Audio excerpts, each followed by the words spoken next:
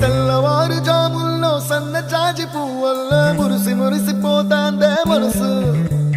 పిల్లలొచ్చి ఎగరేసే తెల్ల కాలి పటమల్లే ఎగిసి పడతాందే మనసు కలలేని కన్నుల్లోన కదలేవో కనిపిస్తున్నాయే అలలేని